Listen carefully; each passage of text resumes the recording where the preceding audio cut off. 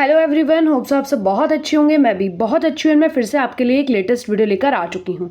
So guys, आज की video में हम आपका हिस्ट्री का क्वेश्चन पेपर डिस्कस करेंगे, थर्ड सेमेस्टर बीए प्रोग्राम का। तो जितने भी बीए प्रोग्राम के बच्चे इस वीडियो को देख रहे हैं, वीडियो को लाइक कर दो, चैनल को भी से सब्सक्राइब कर दो for more latest updates.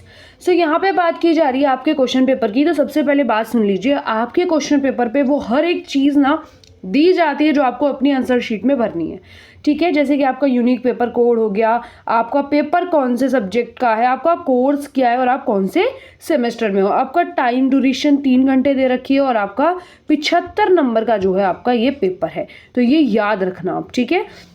And यहाँ पे आपको ऊपर दिया भी गया है कि आपका क्वेश्चन पेपर 4 प्रिंटेड पेजेस में डिवाइड है, तो आपको पता चल जाए। उसके बाद आपको क्वेश्चन पेपर का सीरियल नंबर भी दे रखा है, जो सब कुछ आपको अपनी आंसर शीट में मेंशन करना है। अगर आपने पहले पेपर दिया है तो ये सारी इंस्ट्रक्शंस आपको पता होंगी। नीचे आपको क्या दिया गया है, इंस्ट्रक्शंस दी गई है जो बहुत ज़रूरी है। अगर आपको इन सभी को बिना पढ़े अगर एग्ज़ाम दे रहे हैं तो शायद आप गलती भी कर सकते हो, ठीक है। सो इंस्ट्रक्शंस दे रखी है फॉर कैंडिडेट्स, मतलब जो भी एग्जाम दे रहा है उसके लिए कुछ इंस्ट्रक्शंस दे रखी है। Right your roll number on the top immediately on receipt of your question paper. तो यानी कि ये क्या कह रही है, जो ये आपके क्वेश्चन पेपर पे सबसे ऊपर ही लिखा हुआ है ना, यहाँ पे आपको अपना रोल नंबर लिखना है। ये प्लेस जो दे रखा है ना यहाँ पे, यहाँ आप अपना रोल नंबर फिल करोगे, ठीक है। तो उसके लिए आपका जो है फर्स्ट कॉलम दिया गया है। एंड सेकेंड क्या बोला गया है इन्होंने कि स्टूडेंट मस्ट अटेम्प्ट 5 क्वेश्चंस, कि आपको ना सभी क्वेश्चंस में से 5 क्वेश्चन तो मिनिमम अटेम्प्ट करने ही है। मतलब आपको सिर्फ अटेम्प्ट 5 ही करने हैं। अगर आप 6 भी कर देते हो या फिर मानो आप इनमें इंस्ट्रक्शंस के खिलाफ कोई और क्वेश्चन लेकर 5 अटेम्प्ट कर देते हो तो भी आपके मार्क्स कट सकते हैं। All questions carry equal marks, की जो जितने भी क्वेश्चंस हैं सभी सेम मार्क्स के, लाइक 5 × 1 = 5। समझ में आया कि 5 क्वेश्चन अगर एक एक नंबर के तो सबका जो मार्क है वो सेम हो गया ना, ऐसे, ठीक है। तो आपके 10-10 नंबर के मे बी क्वेश्चन होंगे जो आपको करने हैं, ठीक है। उसके बाद आपको क्या बोला गया है, answer may be written either in English or in Hindi but the same medium should be followed throughout the paper. कि आपको पूरे पेपर में एक ही मीडियम यूज़ करना है, ना कि अलग अलग मीडियम यूज़ करना है। जैसे अगर आप हिंदी में कर रहे हो तो आपको पूरा पेपर ही हिंदी में करना है, ठीक है। तो छात्रों के लिए निर्देश दिए गए हैं जो कि मैं आपको बता चुकी हूँ क्या क्या आपके हैं, ठीक है। तो ये आपको ज़रूर रीड करना है पेपर से पहले, और जो मैंने बताया है वही सारी चीज़ें यहाँ होंगी। आपको सिर्फ ना क्वेश्चन नंबर 2 पर ज़्यादा ध्यान देना है कि आपको कितने क्वेश्चंस अटैम्प्ट करने हैं, ठीक है। ये मेन चीज़ है और सारी तो कॉमन है। चलिए आगे देख लेते हैं बिना टाइम वेस्ट करे हुए। क्वेश्चन नंबर 1 क्या दे रखा है आपको, 13वीं और 14वीं शताब्दी के दौरान अमीर वर्ग की संरचना का आलोचनात्मक विश्लेषण कीजिए। तो यहाँ पे आपको अमीर वर्ग के बारे में बताना है, ठीक है। तो ये क्वेश्चन आपको अटेम्प्ट करना है, कोई भी एक, आप ये भी कर सकते हो, सेकंड वाला भी, मतलब पूरे क्वेश्चन पेपर में से कोई 5 क्वेश्चन आपको अटेम्प्ट करने हैं। मोहम्मद बिन तुगलक की योजनाओं का वर्णन कीजिए। तो जो मोहम्मद बिन तुगलक था उसकी जो योजनाएं हैं उनकी बेसिकली जो उसके एक्सपेरिमेंट्स थे उनको डिस्क्राइब करना है, ठीक है।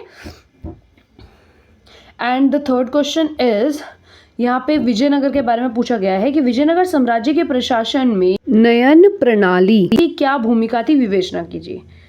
तो ये भी नयनकार जो प्रणाली थी बेसिकली उसकी क्या वो थी, क्या सिस्टम था वो आपको बताना है। What was the rule of the Nayankara system in the administration of Vijayanagar empire discuss. तो ये आपको बताना है, ठीक है। आप देख लेना, ठीक है। और नेक्स्ट क्वेश्चन क्या दे रखा है, एक सेकेंड, ठीक है। हमारे 4th क्वेश्चन हमें आपको दे रखा है, क्वेश्चन पेपर में अकबर से औरंगजेब तक जागीरदारी व्यवस्था के विकास का वर्णन कीजिए। जागीरदारी सिस्टम था ना, उसके development, trace the development of jagirdari system, उसके बारे में बेसिकली आपको बताना है। सो ये आप कर सकते हो क्वेश्चन अगर आपको आता है तो। वैसे ये बहुत ही अच्छे क्वेश्चन है, इजी क्वेश्चन है, ठीक है। कोई ऐसा घुमा के नहीं पूछा गया है। नेक्स्ट है, अकबर की राजपूत नीति का विश्लेषण करें। तो उसकी अकबर की जो भी राजपूत नीति थी बेसिकली पॉलिसी के बारे में उसकी मैं आपको बताना है तो आप वो बता सकते हो।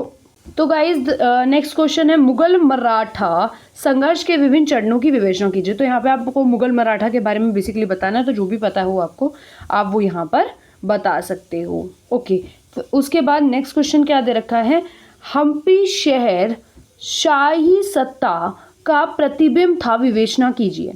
तो आपको बेसिकली यहाँ पे किसके बारे में बताना है, हम्पी के बारे में। अब हम्पी कौन सी जगह है, विजयनगर की एक जगह है, ठीक है। तो विजयनगर अगर आप चैप्टर पढ़ोगे ना तो आप उसी में से ही लिखोगे हम्पी के बारे में भी, ठीक है। चलिए नेक्स्ट क्वेश्चन एक बार देख लेते हैं। यहाँ पे क्या लिखा है, मध्य काल में चिश्ती सिलसिला के महत्व का मूल्यांकन कीजिए। तो मध्यकाल में चिश्ती सिलसिला के महत्व का मूल्यांकन कीजिए। जब क्या चल रहा था, मिडल इवल पीरियड चल रहा था, तब बेसिकली जो चिश्ती सिलसिला था उसकी इंपॉर्टेंस बतानी है। होप सो ये आपको वीडियो अच्छी लगी होगी। वीडियो अच्छी लगी है तो चैनल को सब्सक्राइब करना, वीडियो को लाइक करना, ज़्यादा से ज़्यादा शेयर करना। मिलते हैं नेक्स्ट वीडियो में, तब तक के लिए बाय बाय।